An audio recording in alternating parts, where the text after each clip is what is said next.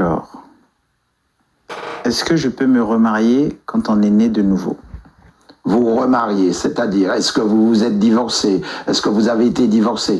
Il faut expliquer pourquoi. Alors, en attendant, nous avons « Bonsoir, pasteur, j'ai commis des péchés. Est-ce que le Tout-Puissant me pardonnera ?» Il vous pardonnera. La Bible dit que si nous confessons nos péchés, il est fidèle et juste pour nous les pardonner. Il n'y a pas un péché que le Seigneur ne pardonne pas, si ce n'est le blasphème contre le Saint-Esprit. Alida dit « J'ai l'impression que la plupart des chrétiens en ce temps de la fin essayent de se conformer au monde. Comment éviter cela ?» C'est en marchant selon les Écritures. Beaucoup de chrétiens aujourd'hui ont pris... quelqu'un a dit ceci, écoutez très bien ce que je vais dire là, parce que c'est très important. Il dit, j'ai cherché l'Église et je l'ai trouvée dans le monde. Et j'ai cherché le monde et je l'ai trouvé dans l'Église. Alors, aujourd'hui, l'Église, les chrétiens vivent comme des mondains. C'est pour ça que vous avez énormément de gens qui veulent aujourd'hui ressembler au monde. C'est pour ça que vous les voyez...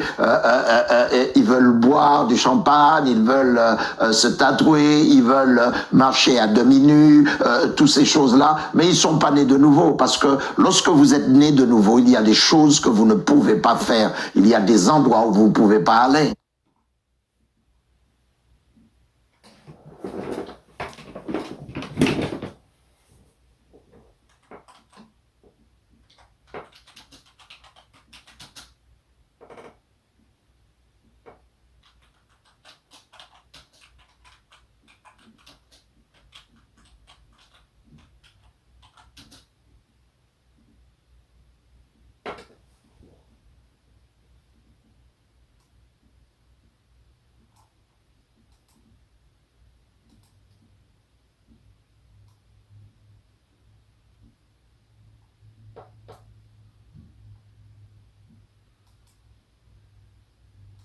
Dans le livre des Lévitiques, c'était ça. Mais le porc est mangeable. L'une des choses qu'il faut savoir avec le porc, c'est que le porc doit être très cuit.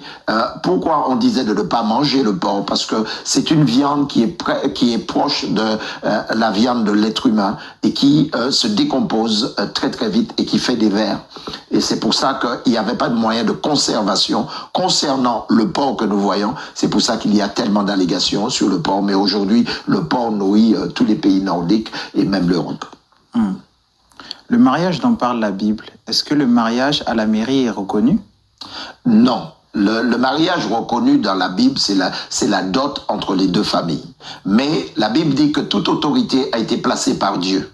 Et vous avez des autorités comme le maire, premier magistrat de la ville, voilà, qui est là. Et l'institution française et la constitution française il est écrit que, voilà, le mariage n'est validé qu'à travers la mairie. Pourquoi? C'est pour les héritages. C'est pour faire porter le nom du père ou de la mère aux enfants. C'est très important. Et les parts d'héritage. Vous savez, lorsque vous perdez vos maris et vos femmes, c'est là où vous voyez l'importance du mariage.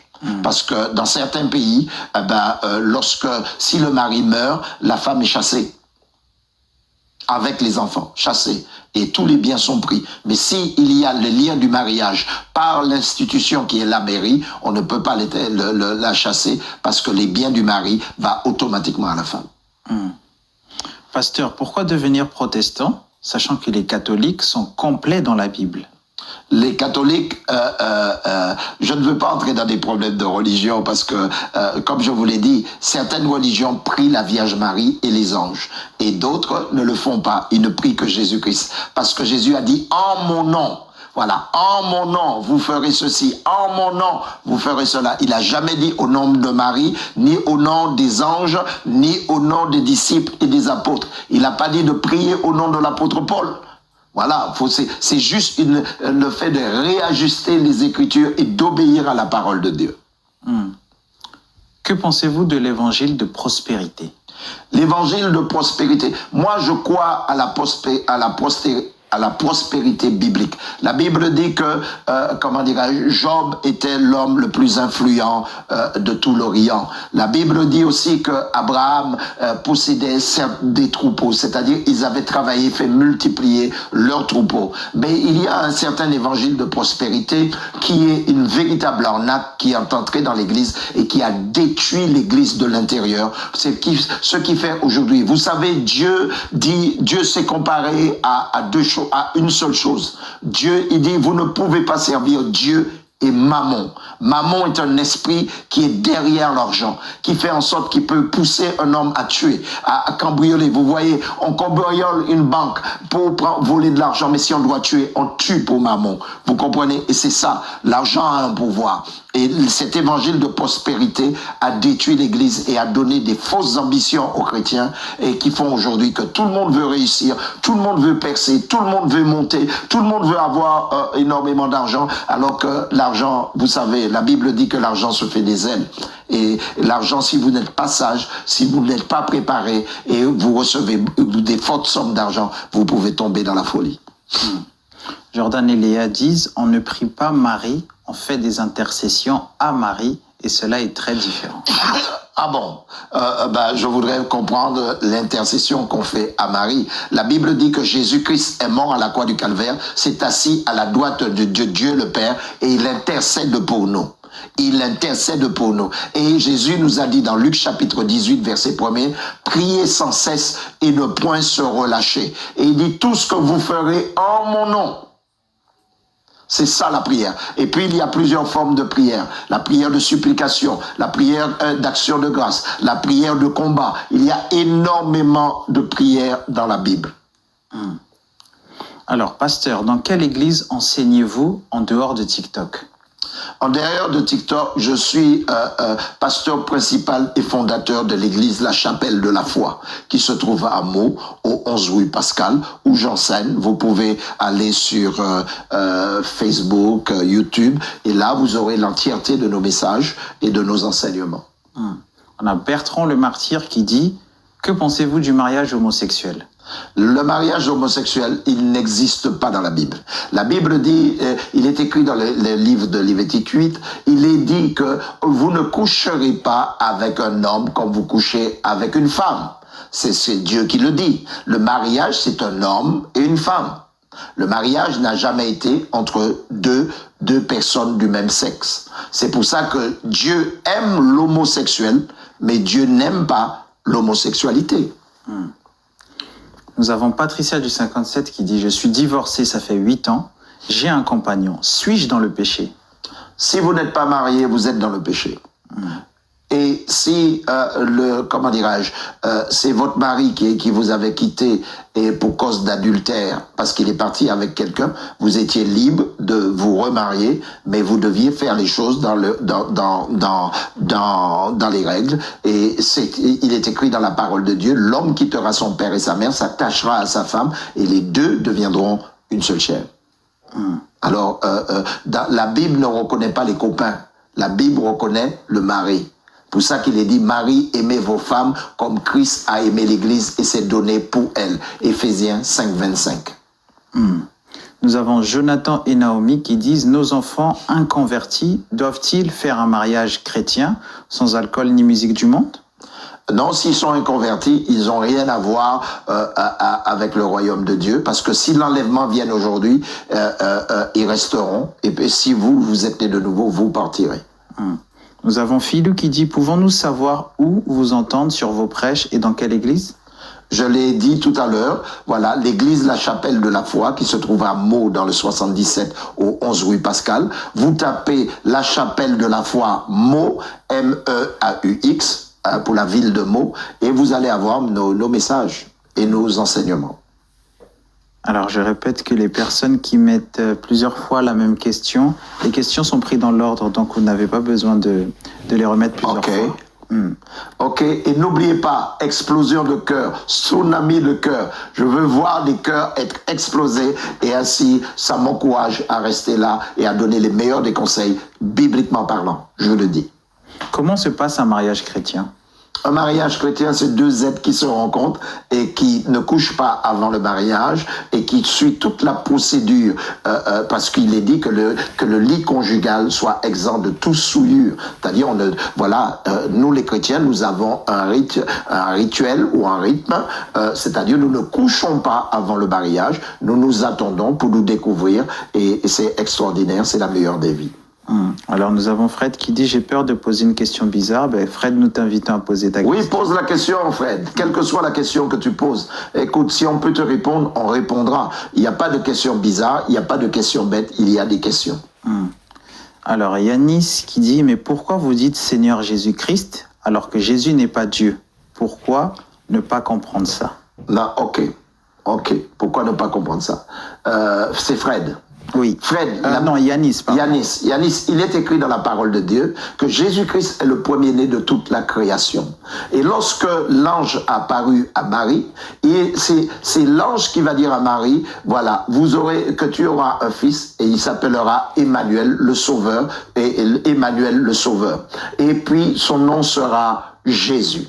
Et ce nom-là est au-dessus de tous les noms. Il est dit que ce nom-là, tout genou fléchira et toute langue confessera que Jésus-Christ est Seigneur. Qu'est-ce que Jésus? Jésus est le nom du Sauveur et Christ est le Messie. C'est-à-dire Jésus-Christ, c'est celui qui reviendra en tant que Messie. La Bible dit, écoutez-moi bien, lorsqu'il reviendra, il ne reviendra pas de sa propre volonté, il viendra parce que Dieu le Père avait mis un jour où il reviendra chercher son Église qui est nous. Et la Bible dit aussi que tous les morts en Christ ressusciteront. C'est ça. Okay. Est-ce que la femme... Et les Juifs,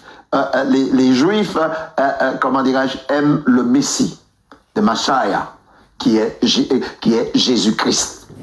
C'est son retour qu'ils attendent aussi. Est-ce que la femme pasteur est biblique?